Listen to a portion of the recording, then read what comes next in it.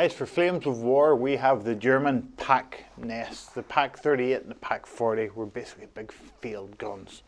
The 38 was the earlier gun, anti-tank 9, rate of fire 3, firepower 4. The 40, anti-tank 12, only rate of fire 2, but firepower 3, so there's a balance they had in the gun. The 38 was better, it had different options, it could do a bit of anti-aircraft as well, where the 40 doesn't do that, but in a game that's based around tanks, I know, it's a fine balance, fine call guys. In the box then, you get your nice usual little blister of stuff. If we start off with the main things, the things that I like, you get 2 of these PaK nests, so you can field a pair of guns, and I think they're a really cool little piece of terrain. This is the first one. It's got a few ammo cases and things built into it, and a few little rocks around it here and there, but the main feature is your nest is here, that your gun would sit down in, and for me this makes you almost like a tank that's not moving. You would be hard to hit and damage because it's really only the barrel of your gun that's sticking out over this, so they'd really need almost a direct hit on you. Both of the guns could have gun shields on them, or would have gun shields on them, and there is no handy way. You may say, if I was in a tank, I'd just drive up this machine gun into it. But you have to remember the 38 and the 40 are both getting better the closer to it you get, so it's up to you guys. If you were in a tank, would you be the one that would be keen to drive up? This is the first of the nests.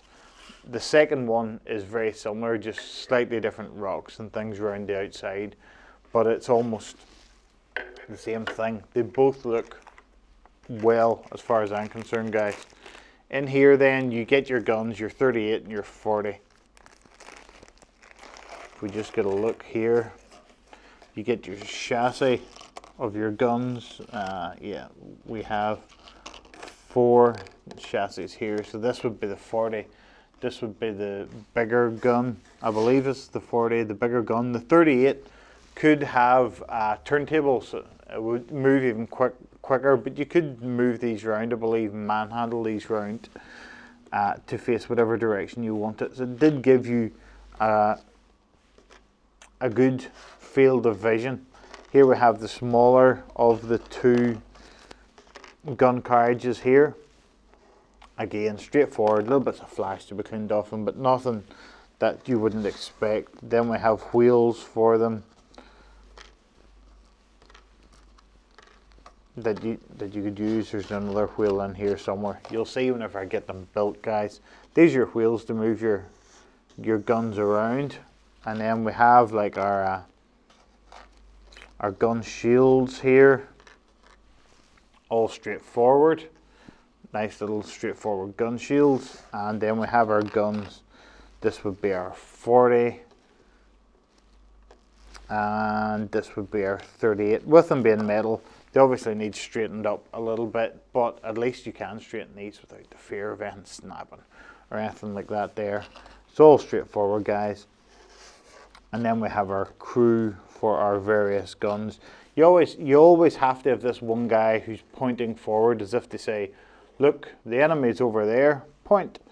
You know, I think it wasn't just as easy as that in the trench, or not in the trenches in World War II, that you had a guy point. You get orders and get coordinates, and you would shoot that direction rather than have one guy sat in your nest pointing out a certain direction. But it probably did happen. And then we have our shells here. I believe these are for our 40 and little gun cases. But it's all straightforward, guys. Cool little guns, usable little guns. You don't necessarily have to use them with a nest all the time, but the nest seems a really nice addition. I'm going to go now, build our little guns, and we'll get a look, see what they look like in our nest in the second half. I'll see you then, guys.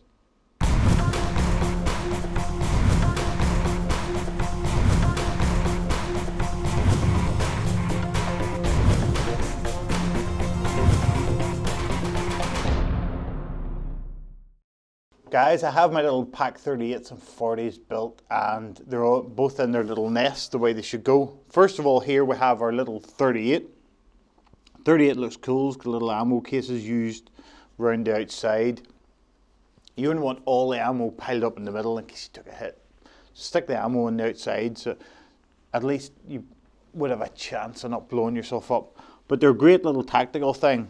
A gun, one of these 38s, take out most of the Allied tanks. This takes a hell of a lot less to make, and it's a hell of a lot cheaper in points. So a lot of these buried in the nice hedgerow, the Allies would come cruising along in their Shermans, and all of a sudden they'd all be exploding. But cool little thing in its cool nest. Great piece of kit all around, guys. Here we have the 40. This is mine. Anti-tank 12, firepower 3+. It is just going to mull a nice line of these along, maybe even along, I was going to say try and get into the flanks, but you don't really need to get into the flanks. Just a nice row of these. The thing is, these, while I guess one of my strategies is drive forward, get the other guy in the flank. So if you have these all nicely nested along your side of the board, shooting into the front of the enemy tanks, as well as your own tanks getting up fast, trying to get into the flanks, could be a nice little combination of forming that outflanking line so that you can get them. You can get the enemy that they can't really show you front armor all the time, but it's up to yourselves, guys, how you work them. I think they're very useful. I will be using some of these. After I read the rules, I thought, yeah, less tanks, more field guns. But it's up to you. Stick in some comments, guys. Tell us what you think. Are they as effective as what I reckon? Tell me. I'll get on, guys, and I'll see you in the next one.